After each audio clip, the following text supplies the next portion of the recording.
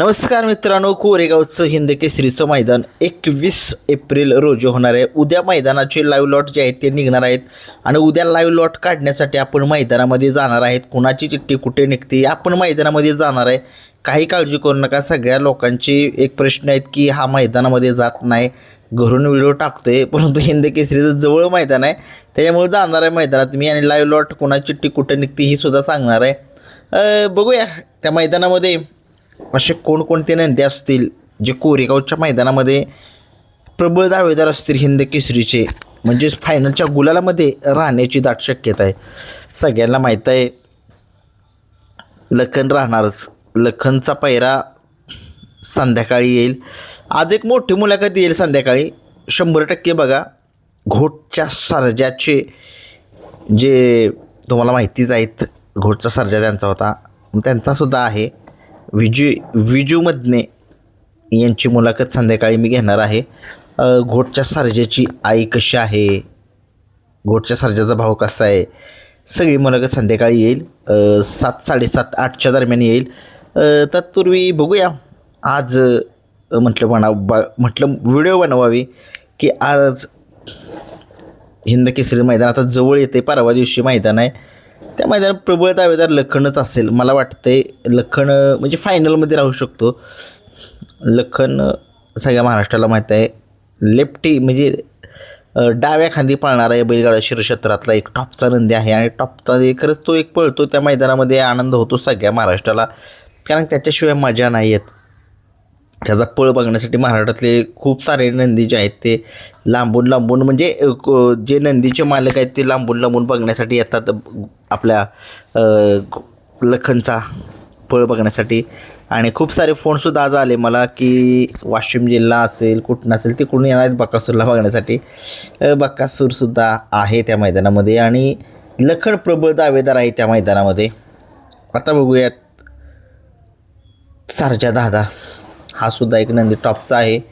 तो सुद्धा आपल्याला त्या मैदानामध्ये फायनलमध्ये दिसेल, कारण की सगळ्या महाराष्ट्राला माहिती आहे त्याच्यावरती सगळ्या महाराष्ट्राची नजर आहे आणि त्याचा पळ सगळ्या महाराष्ट्रामध्ये अलीकडे तो एक गुलालाचा बादशाह म्हणावं लागेल त्याला, कारण की गुलालाच्या बादशाला सांगायला लागत की पैरा कोणी असो त्याचा काय कसं. एक छान असा नंदी आहे तो सुद्धा आणि मला वाटते की तो सुद्धा फायनलमध्ये राहण्याचे खूप सारे म्हणजे दाट शक्यता आहेत. बघूया, खेळ आहे, खेळामध्ये हार जीत होत राहते. फायनलचा प्रबळ दावेदार तो असेल. त्याचा पैरा कोण असेल सगळ्यांना माहीत आहे. आता एक दुसरा एक नंदी आहे तो म्हणजे कारुंडेकरांचा चिक्क्या, अजय शेट यांचा चिक्क्या. सगळ्या महाराष्ट्राला माहीत आहे कशा पद्धतीचं त्याचं नियोजन होतं आहे. बघूया अजून त्याच्या पैऱ्याबद्दल थोडीशी, तर सर्जाबद्दल चाललं आहे नाव. बघूया का हाच ही गाडी पळते का दुसरी गाडी पळते.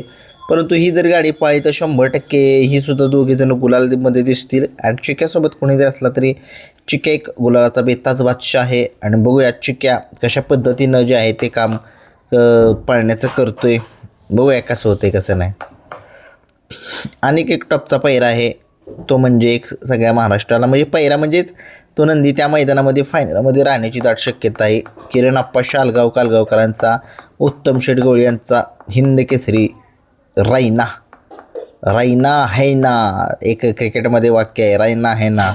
म्हणजे रैना सगळ्या महाराष्ट्राला माहीत आहे कशा पद्धतीचा त्याचा पळ आहे आणि रैना जाईल त्या मैदानामध्ये चांगली कामगिरी करतोच. आणि आप्पा त्याचं नियोजन चांगलंच करतात. आप्पा सगळ्या महाराष्ट्राचे लाडके आहेत आणि खरंच आप्पांच्या एवढा या दोस्तीच्या दुनियेतला माणूस कुठेच मिळणार नाही, कारण की नियोजनाचा बेताचा बादशाह म्हटलं जातं आणि आहेसुद्धा असले आपले आप्पा.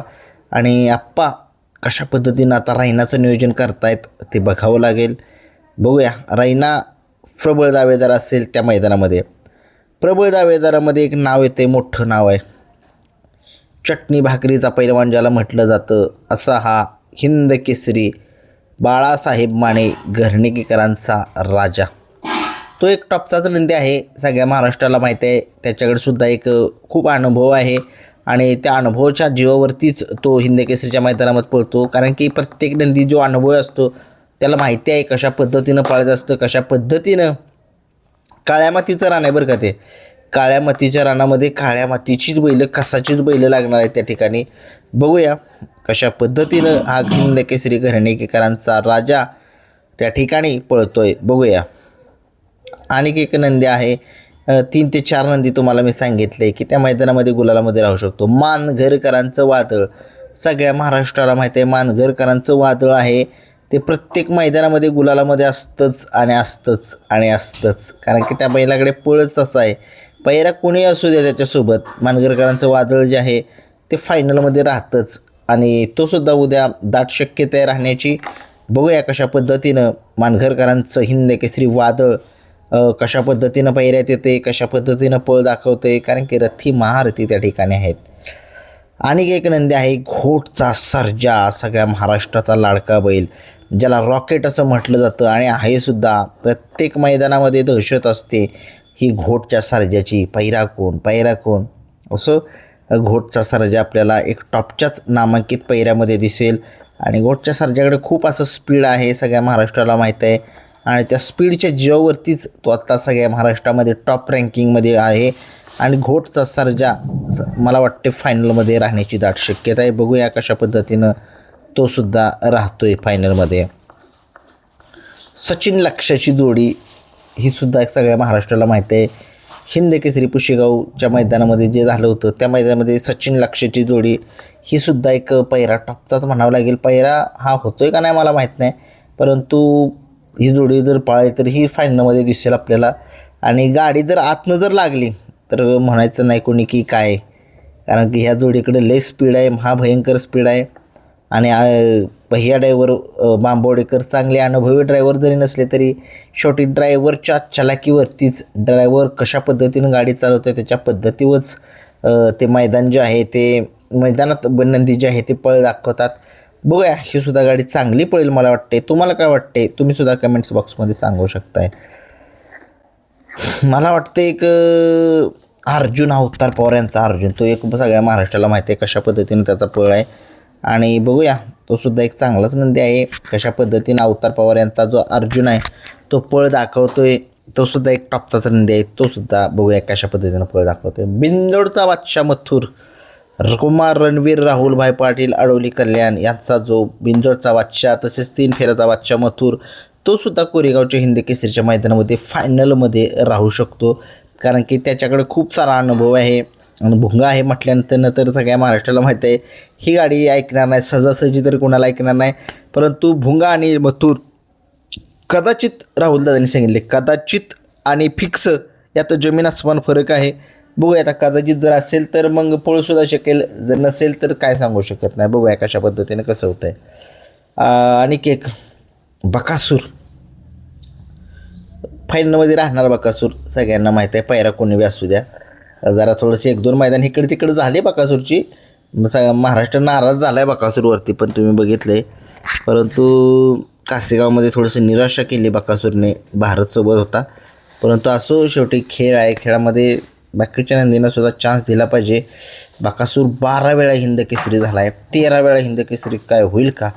कुणाला काय वाटते त्यांनी मला जरा कमेंट्समध्ये सांगा, कारण की प्रत्येकाकडून अपेक्षा आहेत.